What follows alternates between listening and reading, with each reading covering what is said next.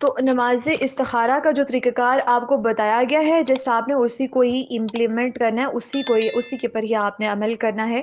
کیونکہ کچھ ایسے طریقہ کار بھی بتائے جاتے ہیں جو بالکل شریعت سے ثابت نہیں ہوتے۔ نماز استخارہ کا جو طریقہ آپ کو بتایا گیا وہ یہ ہے کہ سب سے پہلے آپ 2 رکعت نماز ادا کریں۔ 2 رکعت نماز جیسے سب سے پہلے آپ تکبیر تحریمہ کہیں، یعنی کہ اللہ اکبر کہیں، پھر اس کے بعد جو سٹارٹ میں جو ثنا ہوتی ہے سبحانک اللہم و بحمدک، یہاں سے لے کے آپ سورۃ الفاتحہ تک پڑھیں، پھر سورۃ الفاتحہ پڑھیں، سورۃ الفاتحہ کے بعد ایک سورت ملائیں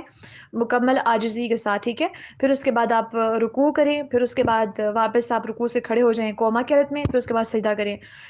دونوں سجدے کر کے واپس آپ کھڑے ہو جائیں گے، ٹھیک ہے؟ ایک رکعت آپ کی کمپلیٹ ہوگی، اب دوسری رکعت کے اندر آپ کھڑے ہیں، دوسری رکعت بھی سیم اسی طریقے سے آپ پڑھیں، اور جب دونوں سجدے کر چکے ہیں اس کے بعد آپ بیٹھیں، تشہد پڑھیں، اور اس کے بعد آپ سلام پھیریں، مکمل یہ آپ کی نماز ہو گئی، ٹھیک؟ اب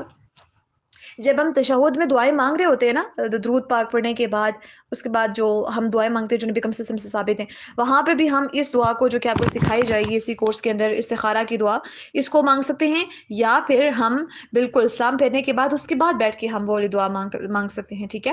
تو بس اس دعا کو مانگیں، اس کے بعد ہم یہ ہمارا استخارہ کا طریقہ یہاں پہ کمپلیٹ ہو جاتا ہے۔ 2 رکعت نماز پڑھی، اور نماز کے دوران یعنی کہ جب تشہد کے اندر بیٹھے ہیں، درود پڑھ لیا، اس کے بعد جو دعائیں مانگ رہے ہیں اسی دعا کے اندر ہی اس دعا کو ایڈ کریں، استخارہ کی دعا کو، یا پھر 2 رکعت پڑھنے کے بعد ہم مکمل کرنے کے بعد سلام پھیر کے پھر اس کے بعد ہم بیٹھ کے وہ دعا پڑھ لیں۔ یہ دعا دیکھ کے بھی آپ پڑھ سکتے ہیں اگر آپ کو زبانی یاد نہیں ہوتی، ٹھیک ہے؟ اس کے مفہوم کے اوپر آپ غور کر کے آپ پڑھیں تاکہ آپ کو اندازہ ہو جائے۔ جب آپ بار بار پڑھتے رہیں گے، استخارہ کرتے رہیں گے، تو پھر ویسے بھی آپ کو یہ دعا زبانی یاد ہو جائے گی، لیکن کوشش کریں کہ اس دعا کو زبانی یاد کریں مکمل خشوع و خضوع کے ساتھ اور مفہوم کو ذہن میں رکھتے ہوئے، تاکہ آپ کے لیے انشاءاللہ تعالی آسانی رہے